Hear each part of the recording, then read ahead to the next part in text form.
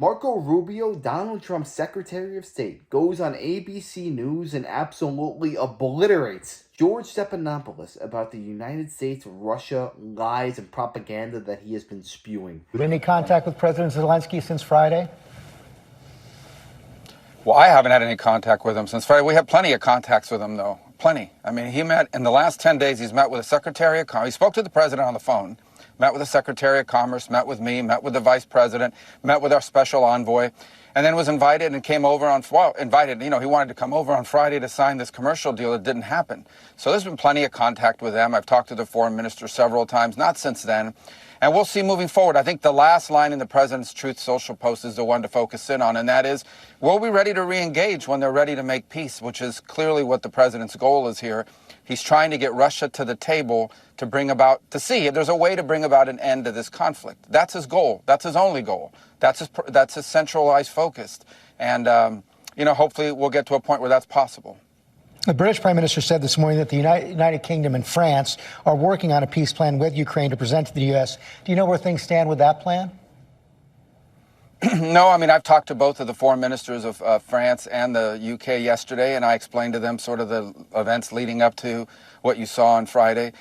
Look, I think what's really important here is to understand the dynamic. The president is basically saying there's this horrible war. It's been going on for 3 years. It is a bloody stalemate, a meat grinder type war, and he wants it to end. How does it end? It's very simple. The only way it ends is if Vladimir Putin comes to a negotiating table. And right now, President Trump is the only person on earth who has any chance whatsoever of bringing him to a table to see what it is he would be willing to end the war on. Now, maybe their claims or what they want, their demands will be unreasonable. We don't know, but we have to bring him to the table. You're not going to bring him to the table if you're calling him names, if you're being antagonistic.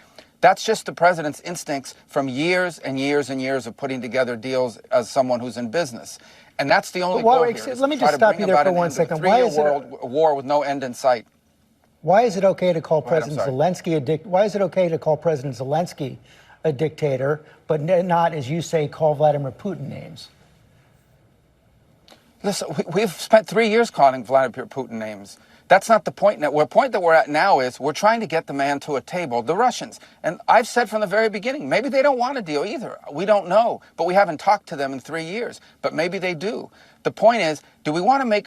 I would ask everybody this. If there are no negotiations, what is the alternative? Another 4 years of war, another 3 years of war, in which the United States and Europe continues to pour billions of dollars into a war in Ukraine? Is that the alternative? I've asked every foreign minister I meet with, tell me your idea of how this turns out. Most don't have a plan. A few have said, well, let's give them another year of fighting. A year from now, a year later, after another year of death, another year of destruction, then maybe Putin will be ready to negotiate at that point. That doesn't sound like a good plan to me, and it certainly is not a plan the president's on board with. It's not just about getting people to the table, it's about keeping agreements that are made. And that was one of the points that President Zelensky was making in the Oval Office on Friday, is that Vladimir Putin has not kept the agreements that were made in the past. Wasn't he right about that?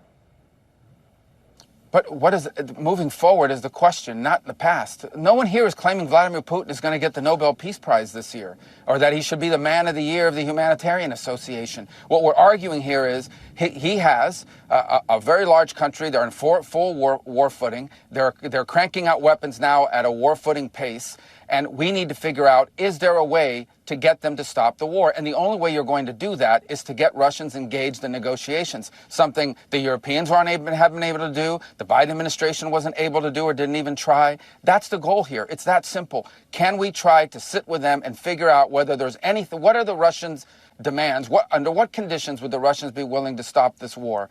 And as I said, we don't know what those are because we haven't talked to them in 3 years. That's the singular goal here, is to try to bring about an end to this conflict, and it begins by getting them to the table. Ultimately, like any truce, like any peace agreement anywhere in the world, those things will have to be enforced, they'll have to be enduring, there'll have to be safeguards put in place. Everybody understands that. But it begins with the first step, and that is engaging them to see if it's even possible. because if it's not possible, then what we're looking at is a protracted stalemate with thousands of people dying, billions of dollars pouring in, and more death and destruction. And that's not something the president wants to be a part of. He's made it very clear. Anybody who believes Vladimir Putin is the nastiest human being on earth and Vladimir Zelensky is the golden knight, a true hero standing up for Ukraine, has been manipulated by the media. The fact of the matter is, in a war like this, there are gray lines everywhere. There's bad and good on both sides. But the fact of the matter is, if you constantly demonize Vladimir Putin every single day on mainstream media, talk bad about him, he's a dictator, Russia's evil, this, that, and the other, why on earth would he want to come to you to discuss peaceful negotiations? He hates you. He wants nothing to do with you.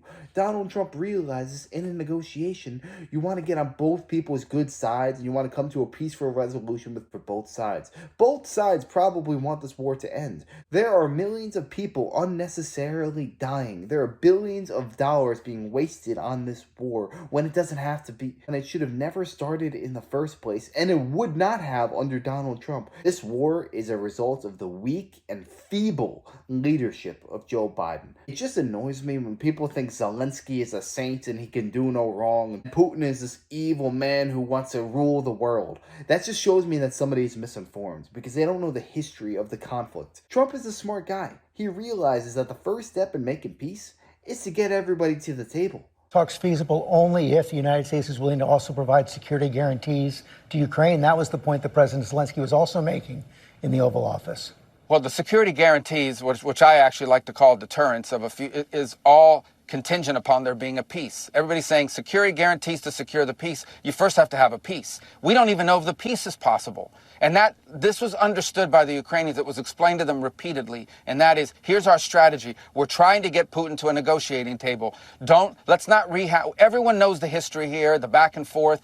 We understand that. We all understand that. But the question now is, can we get them to a table to negotiate? That's our goal. Don't do anything to disrupt that. And that's what Zelensky did, unfortunately, is he found every opportunity to try to Ukraine-splain on every issue. Then he confronts the vice president. When the vice president says, the goal here is diplomacy, he immediately jumps in and challenges the vice president. Well, what kind of diplomacy? So we all understand, okay, that Putin is not going to be an easy negotiator in this regard. We all get that. But we have to start the process to see if something is even possible. And I honestly am puzzled. I just don't understand. The Biden administration berated Benjamin Netanyahu and the Israelis, put all kinds of conditions and pressure on them to try to get a ceasefire. In this particular case, we've been nice by comparison. And all we're trying to do here is figure out whether a peace is possible.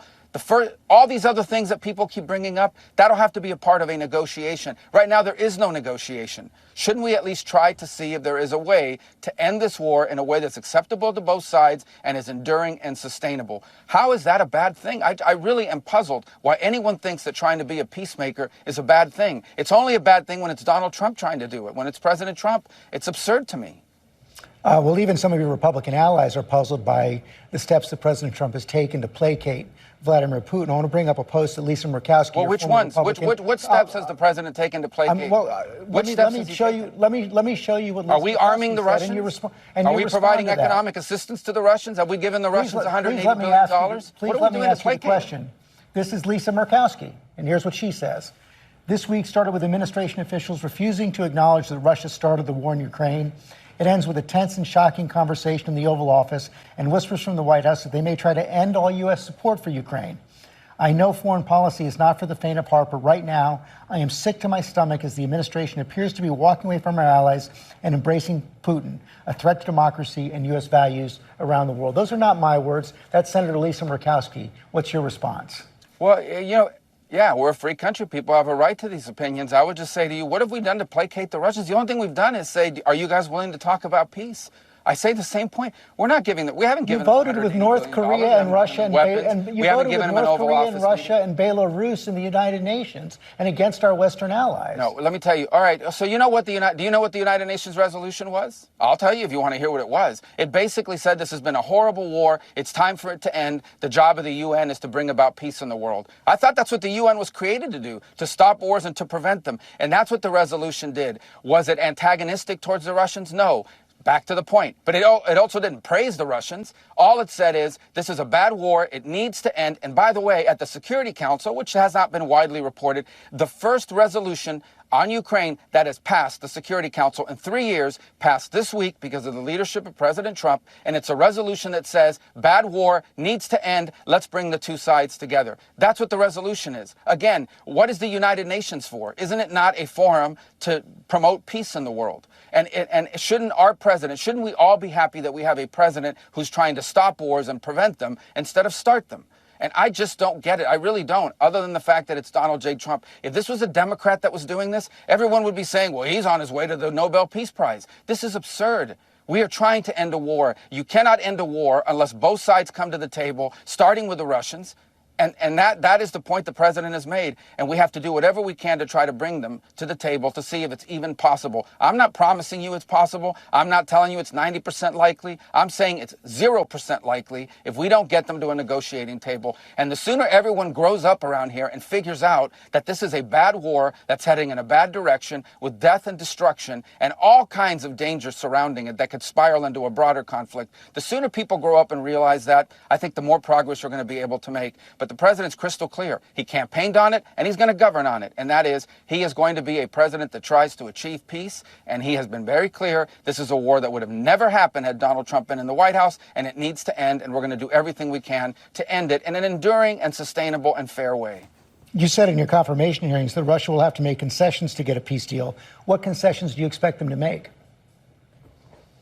Well, why would I say that on a news broadcast? That's what negotiations are about. That's the problem here. Again, this is not a messaging exercise, okay? This is, can they get to a table? And then there's hard work to be done. You're absolutely right. I'm not telling you this is an easy peace deal. The Russians will give you a 30-minute lecture on the history of Ukraine and this, that, and the other. The Ukrainians have their own point of view. There's no doubt about it. But what peace deal in the history of the world has ever been easy? That's the hard work of diplomacy. That's exactly what the vice president was alluding to. That's what peace deals involve. You've covered this. You've been around for a long time. These conflicts are not easy to solve. But you can't solve them at all if you don't even have a process to try to solve it, if you don't have the parties at the table. And right now, that's been our goal. It's been explained crystal clear to the Ukrainians and the Europeans and everyone else who wants to know for weeks now. For weeks now. And the only thing they were told is, do not do things to derail it. And sadly, President Zelensky, couldn't contain himself in that regard. I hope this could all be reset. I hope he comes to the realization that we're actually trying to help his country here before it suffers thousands of more casualties. 3 million people have already left Ukraine. Are they ever going to be able to come back? He's got Ukrainians being held prisoner, including children, on the Russian side. It seems to me that Zelensky doesn't even really care about his own citizens because he's willing to let them die, taking them from the streets and throwing them on the front lines, just so the war does not have to end. Both sides are right and wrong in their own ways. A lot of people forget the simple fact that when the USSR fell, the EU promised that they would not move 1 inch eastward towards Russia's borders.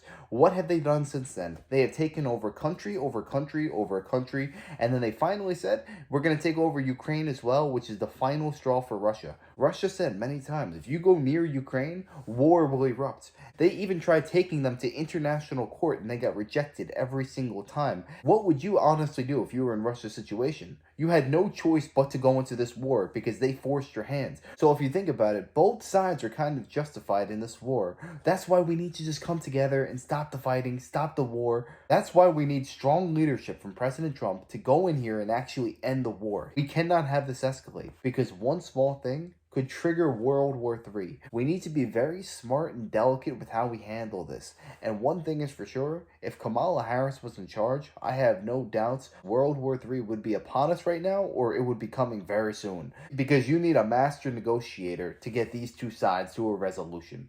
But yeah, let me know your thoughts on this down below. Do you think Trump will be able to bring about peace between these two countries? And if so, when do you envision that happening? Let me know. I'd love to know that. And if you enjoyed, make sure to smash that like, comment, subscribe, and wish you guys nothing but the best.